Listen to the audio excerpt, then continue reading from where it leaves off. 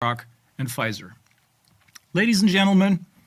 this case is about a long-planned agenda of a group of ultra-rich people and their financial mafia based in the city of London and on Wall Street to use a pseudo-pandemic as the guise behind which, while our attention is on the pandemic, they want to complete their decades-long efforts to gain full and complete control over all of us. There are numerous platforms on which this group has been meeting and discussing this agenda, but the most important one is that of the World Economic Forum, which was invented in 1971 by a then 33-year-old Klaus Schwab. Its members are 1,000 global corporations with at least $5 billion in annual sales, politicians, media representatives, scientists, and other so-called high-profile personality. They meet once a year in Davos, but there are other such meetings, for example, in China.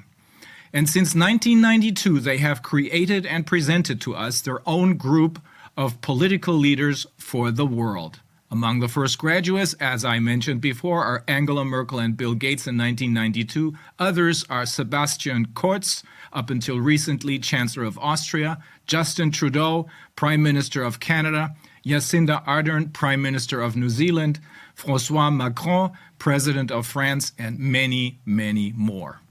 This group, which is now called the Davos clique, is openly, the publication The Great Reset by Klaus Schwab is one of the most important sources for this information, promoting the shifting of the world's assets to this group of super-rich people so that in 2030,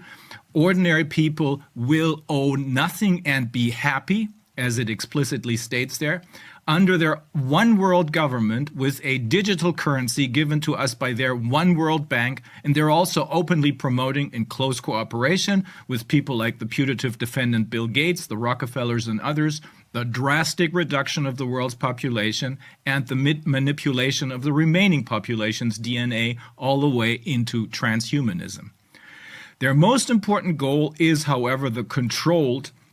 by them, of course, implosion of the completely looted financial system and simultaneous introduction of a digital currency issued by one world bank controlled by them, and just as important, the introduction of a world government under the UN, which has come under their full control in 2019.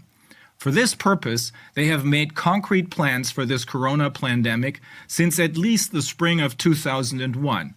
Operation Dark Winter, followed by another such rehearsal, the lockstep exercise by the Rockefeller Foundation in 2010, and finally Event 201 in October of 2019.